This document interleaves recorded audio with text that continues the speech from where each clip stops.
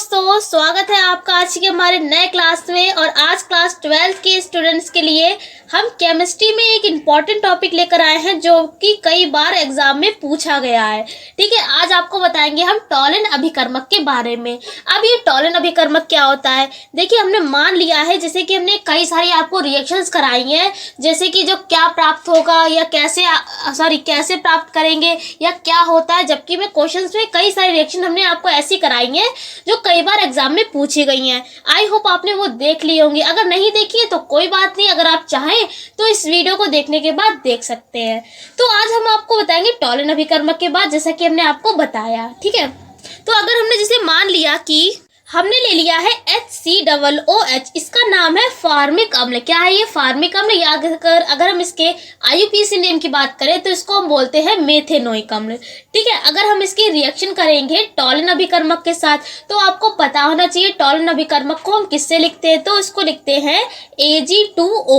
कई सारी रिएक्शन हमने आपको इसकी कराई थी और यहाँ पर हमने आपको एक बात ये बताई थी कि जब भी ये क्रिया करता है किसी भी से तो हमेशा हमारा क्या बनेगा? 2Ag ही प्राप्त होगा। मेन प्रोडक्ट क्या होगा? 2Ag। फिलहाल यहाँ पे जैसे कि यहाँ पर बाद में H2O और CO2 भी बचता है। इस रिएक्शन में अगर हम मेन प्रोडक्ट की बात करें यानी कि मुख्य उत्पाद की, तो क्या है? 2Ag। Ag का मतलब होता है सिल्वर। तो अगर हम इसकी बात करें, ये 2Ag क्या है? यहाँ पर सिल्वर मिरर है। क्या है? सिल्वर मिरर, हिंदी में रजत दर्पण। तो हमने आपको कई सारी रिएक्शंस कराई थी। जब भी क्या हमने आपको बताया, जब भी टॉलन अभिकर्मक क्रिया करता है तो हमेशा क्या प्राप्त होगा? हमें प्राप्त होगा रजत दर्पण प्राप्त होगा। आई होप आपको इतनी बात समझ में आ गई होगी। अब यहाँ पर हम क्या बताएंगे आपको, अब ये टॉलन अभिकर्मक होता क्या है? तो देखिए, यहाँ पर हमने लिख रखा है, कई बार ये पूछा गया है। 2 नंबर में हो सकता है आपसे पूछ लिया जाए, या हो सकता है आपके आगे कोई न्यूमेरिकल दे दिया जाए, या साथ में इसके साथ में कोई क्वेश्चन दे दिया जाए। यानी कि अगर हम आपको एक बात बताएं तो टॉलन अभिकर्मक क्या होता है ये आपको पता होना चाहिए कुल मिलाकर।